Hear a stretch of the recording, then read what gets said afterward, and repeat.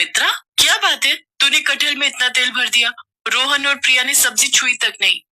मालकिन, मैंने तो रोजाना की तरह ही सब्जी बनाई थी और कटहल को थोड़ा फ्राई करके बनाया था, शायद इसी वजह से तेल दिख रहा होगा। और मिर्च मसाले बिल्कुल भी नहीं डाले खाने में, बिल्कुल फीकी बना दी। ओ सुमित्रा, बात सुन, इसकी बातों को मत सुना कर। तेरे हाथ की सब्जियां बहुत स्वादिष्ट होती हैं। अभी बहू को पका पकाया मिल जाता है ना, इसीलिए उसे काम वालियों की कदर नहीं। जिस दिन तू कभी ना आए, एक फुल्का बनाने भी रसोई में नहीं घुसती। सब खाना बाजार से ऑर्डर होता है। अच्छा सुन, भिंडी की सब्जी रखी है। कल रात ये सब खाना खाने होटल चले गए, किसी ने सब्जी छुई तक नहीं। वैसे क्या बात है, तू थोड़ी परेशान लग रही है। अब तेरे आदमी की तबीयत कैसी है? अभी तो डॉक्टर ने पैर का बहुत खर्च बताया है, पता नहीं कोई रॉड डलेगी तभी ठीक होगा। अच्छा चलती हूँ माता जी। सुमित्रा एक गरीब औरत थी। जब से उसके पति के पैर का एक्सीडेंट हुआ है, तब से वो मजबूरी में यहाँ कोठी में रोटी बनाने का काम कर रही है। सुमित्रा की मालकिन शोभा अच्छे स्वभाव की नहीं है, पर सुमित्रा अकेली ही कमाने वाली है, इसीलिए वो यहाँ काम करके 2 पैसे कमा लेती है। माँ, आज बहुत देर लगा दी, मुझे बहुत भूख लगी थी। घर में कुछ भी खाने को नहीं रखा है। माँ, ये क्या लाई हो? ये मैं भिंडी की सब्जी लाई हूँ। तुम्हें भिंडी पसंद है ना? मैं अभी तुम दोनों के लिए और तुम्हारे पापा के लिए रोटी सेक देती हूँ, फिर गरम गरम रोटी भिंडी के साथ खाना।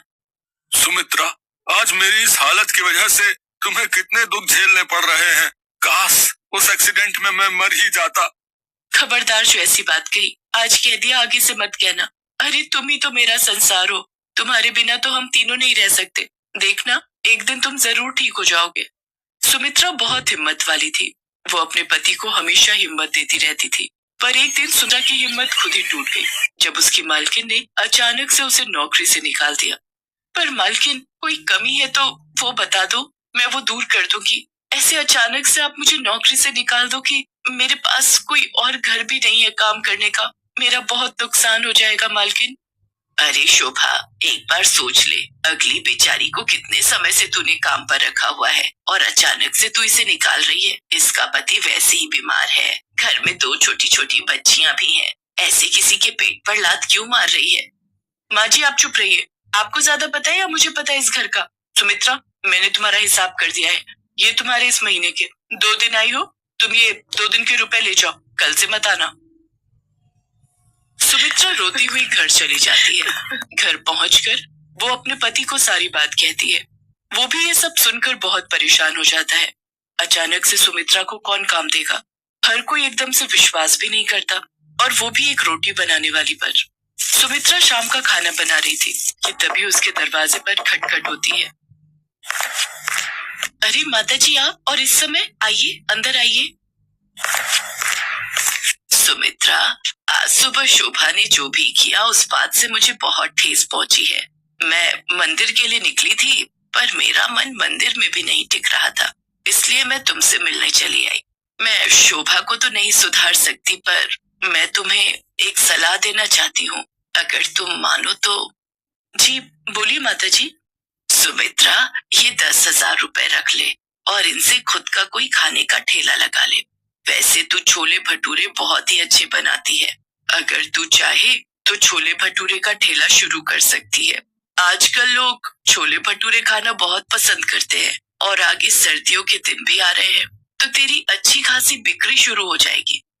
पर माता जी, आप मुझे इतने सारे पैसे दे रही हो, मुझे अच्छा नहीं लग रहा। सुमित्रा, ये पैसे मेरे खुद के हैं, मैंने जोड़े हुए थे, और फिर इन रुपयों की मेरे से ज्यादा तुझे जरूरत है।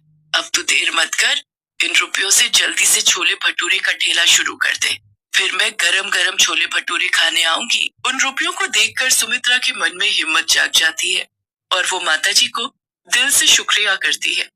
आज मुसीबत की इस घड़ी में माताजी उसके लिए ईश्वर का रूप बनकर आई थी। माताजी की सलाह सुमित्रा और उसके पति को ठीक लगती है, और अगले ही दिन सुमित्रा छोले भटूरे का ठेला लगाने के लिए सारा सामान इकट्ठा कर लेती है, और 2-3 दिन में ही उसका छोले भटूरे का ठेला शुरू हो जाता है। पहले तो कभी नहीं देखा, लगता है बाजार में ये छोले भटूरे वाली नहीं आई है।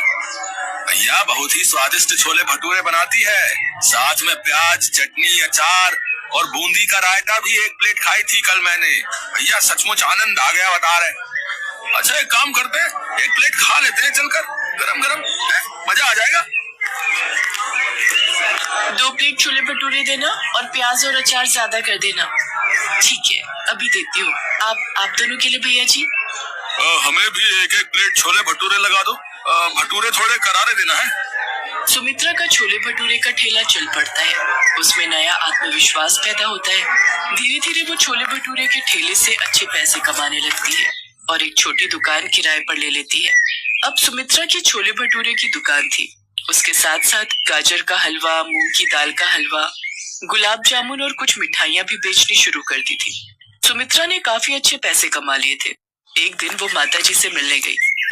नमस्ते मालकिन, वो माताजी से मिलना था। माँ जी का 15 दिन पहले स्वर्गवास हो गया।